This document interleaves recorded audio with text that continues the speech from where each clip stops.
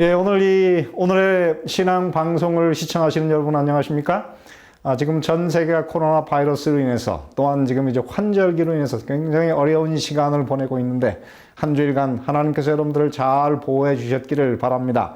오늘은 제가 이 에베소서의 모든 교훈 중에 사실은 마지막이기도 하고 또한 가장 중요한 교훈이라고 말할 수 있는 하나님의 전신갑주에 관해서 여러분들에게 어떻게 하면 좀 매력 있게 이것을 접근할 수 있을까 고민을 하다가 제가 이 제목을 좀 멋있게 한번 붙여봤습니다. 제목 이름을 뭐라고 했느냐면 마귀의 밥에서 마귀 사냥꾼으로 변화시키는 하나님의 전신갑주. 제목이 참 멋있지 않습니까? 근데 이것이 사실은 그 이유가 있는, 제가 한 그 미국의 방위 산업 업체로부터 이 이름을 제가 사실은 이제 따오게 됐습니다. 미국의 그 방위 산업체 중에서 그 보스턴에 가면 그 본사가 있는 레이티온이라고 하는 회사가 있습니다. 이 회사는 1920년대 MIT의 두 룸메이트가 서로 이제 마음이 맞아서 처음으로 시작한 그런 회사였는데 처음에 한 20년간은 별로 이익을 내지 못하고 어려울 때 그곳에 스펜서라고 하는 한 사람이 와가지고 처음으로 이 회사에서 진공관을 만들어서 진공관 라디오, 진공관 텔레비전을 만들면서 이 회사가 이제 살아나게 된 그런 회사였습니다. 바로 그런 상황이었는데 이제 미국을 중심으로 한 연합군과 그리고 독일군이 이제 2차 대전이 벌어졌는데 그 당시에 이제 미국에서 이 군함을 띄워서 물자를 그리고 군인들을 이제 이 영국과 그 다음에 이 대륙으로 실어 나르려고 할 때에 항상 그 군함을 띄우면은 독일군 그 잠수함이 물속으로 와가지고 그것에 어뢰를 발사해가지고 많은 배들이 수중에서 침몰을 당하는 그런 어려운 시기가 있었습니다. 그래서 이걸 어떻게 하면 역전을 시킬까? 그런데 그 당시에 바로 이 스펜서가 무엇을 개발하고 있었느냐면은 레이더 장치를 처음으로 생각을 하고 있었습니다. 그래서 음파를 발사해가지고 그 음파가 돌아오는 것을 통해서 물체가 어디에 있는지 무엇인지를 파악하는 레이더를 처음으로 발명하게 되었고 독일군이 알지 못하는 사이에 모든 배마다 그리고 비행기에다가 레이더를 장치하게 되었어요. 이것을 딱 장치한 다음에 운명이 완전히 180도 달라지게 되었어요. 독일군이 이제 그 전함을 무너뜨리기 위해서 물속으로 접근하는데 이미 이제 지상에서 이 레이더를 통해서 그 적의 그 잠수함이 어디 있는지를 미리 알게 되었고 그래서 이 전함에서 먼저 어뢰를 발사해가지고 이제는 이 잠수함을 나타나는 족족 잡아내게 되면서 미국과 이 연합군과 독일군의 운명이 달라지게 되었습니다. 그래서 이 레이더를 뭐라고 불렀느냐면은 사냥감을 사냥꾼으로 변화시킨 혁명이다. 이렇게 해가지고 결국은 2차 대전을 승리로 이끄는데 굉장히 혁혁한 공을 세운 것이 바로 이 레이더였습니다. 이 레이더를 만들면서 이 사실은 스펜서가 주머니에 초콜릿을 넣고 있었는데 그 초콜릿이 주머니에 녹아버렸어요. 왜 녹았나 그랬더니 이 초음파를 발사하는데 이 음식에 들어가면 그것이 그 음식에 있는 것을 녹이는 것을 알게 되어가지고 거기서 처음으로 사실은 부산물로 만들어진 것이 바로 마이크로웨이브였습니다.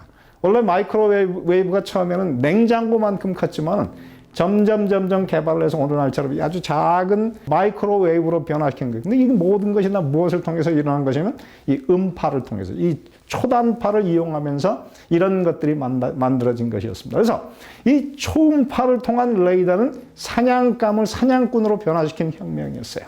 그런데 사실은 오늘 우리가 공부하고 있는 이 하나님의 전신갑주가 그리스도인의 삶을 이제는 이전까지는 마귀의 밥에서 마귀 사냥꾼으로 우리의 삶을 변화시킨 이 혁명을 일으킨 굉장한 그런 말씀입니다. 왜 그런가?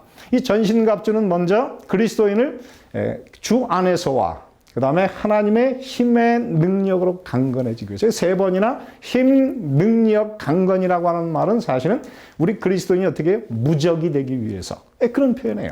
그 다음에 오늘 여기서 뭐라 그러냐면 우리의 씨름은 혈과 육에 대한 것이 아니요 정사와 권세와 이 어둠의 세상 주관자들과 하늘에 있는 악의 영들에게 대함이라. 그리고 세 번째는 뭐라고 했어요? 마귀의 괴계를 능히 대적하기 위한 것이다. 그런데 이 괴계라고 하는 것은 사실은 속임수라고 하는 것인데요.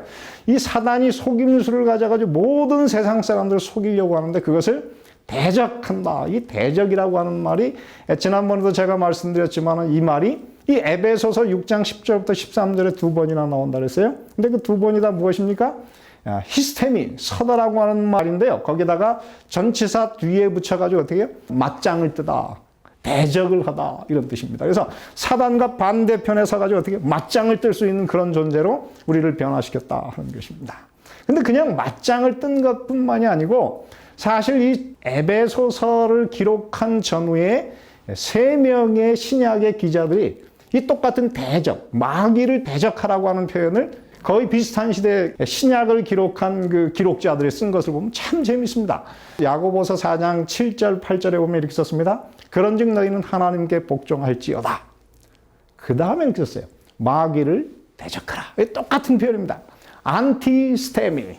그래서 똑같이 어떻게 해요? 마귀를 맞짱을 뜨라. 근데 그 다음에 뭐라 했습니까? 그리하면 너희를 피하리라. 여러분, 여기서 참 재밌는 표현이 있습니다. 마귀를 내쫓을 수 있는, 우리에게서 멀리 쫓을 수 있는 비결은 딱 하나입니다. 그것은 무엇입니까? 마귀를 대적하면 그는 피할 것이다. 그러면서 뭐라고 했어요? 하나님을 가까이 하라. 그리하면 너희를 가까이 하시리라. 그렇습니다. 여러분, 굉장한 사상이 오늘 여기에 들어있어요. 그리고 또 한 번은 베드로전서 5장 8절에 보면 근신하라 깨어라. 너희 대적 마귀가 우는 사자같이 두루다니며 우리를 삼키려고 하는데 그때 어떻게 하라고요? 너희는 믿음을 굳게 하여 그를 어떻게 하라고요? 대적하라. 그를 맞짱을 뜨라. 똑같은 표현을 쓰고 있어요. 그래서 이 마귀는 어떻게 해야 우리가 쫓아낼 수 있습니까? 맞짱을 떠야 됩니다.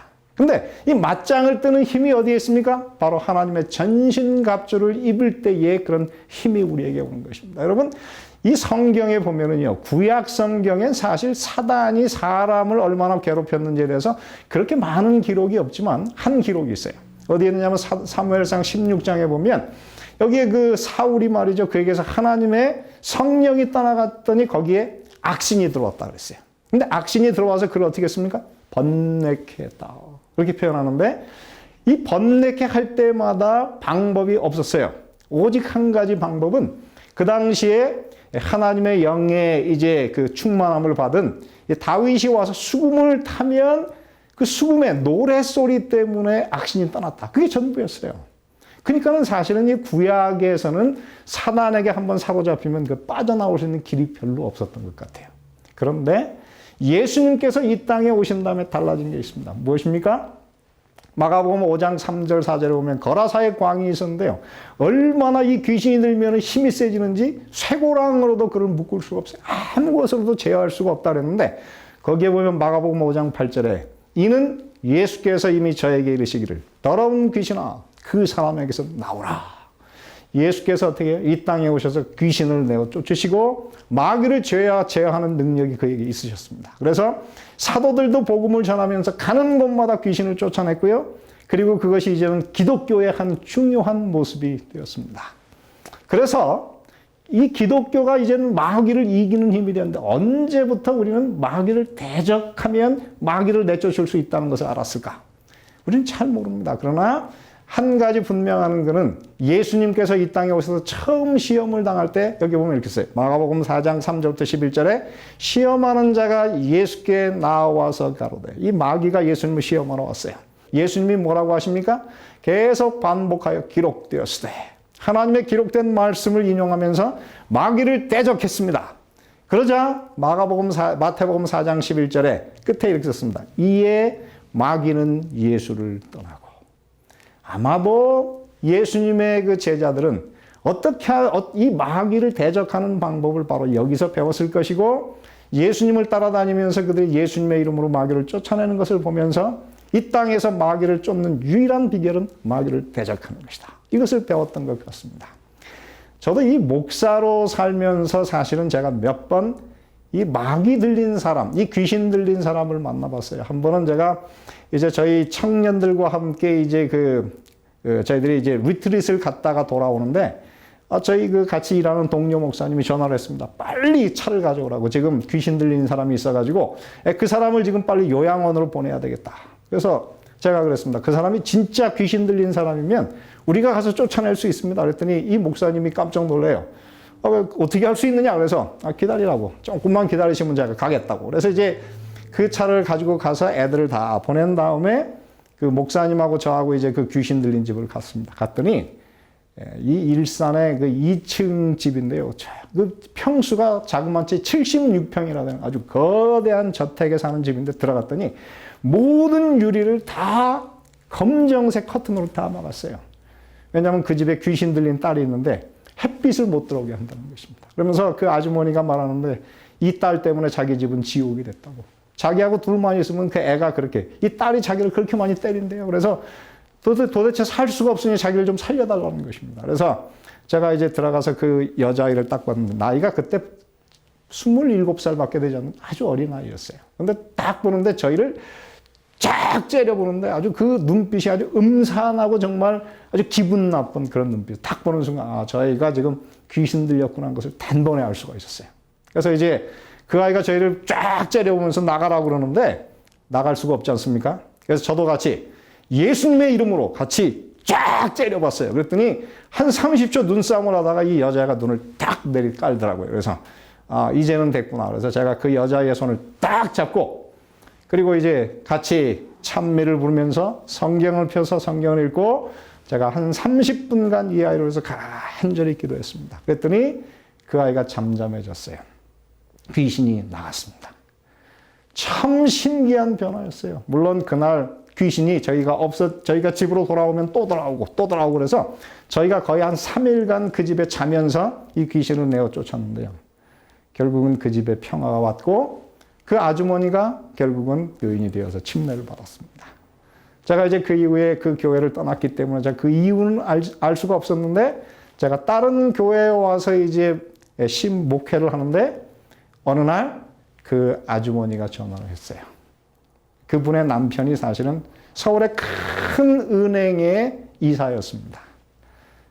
그렇게 큰 은행의 이사였고 지식인이었지만 이 문제를 해결할 수가 없었다는 거예요. 그래서 제가 이제 그날 그렇게 한 다음에 이 아저씨가 굉장히 감동을 받았고 그때부터 우리 교회를 나오기 시작했고 제가 떠난 다음에 제 후임 목사님하고 성경을 공부해가지고 12월 어느 날 그분이 침례를 받았어요.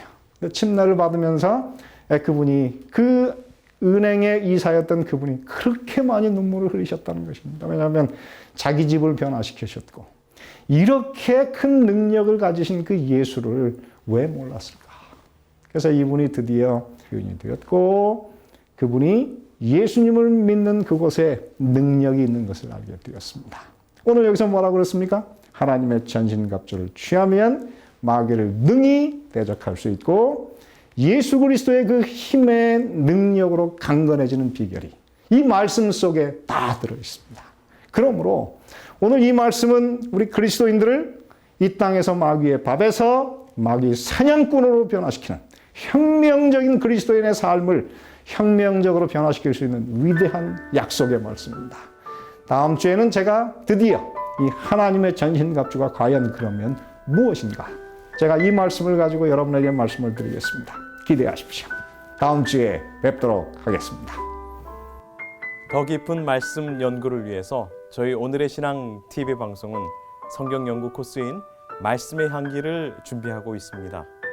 이 책자는 성경에서 꼭 이해해야 할 내용을 5권으로 요약한 책입니다.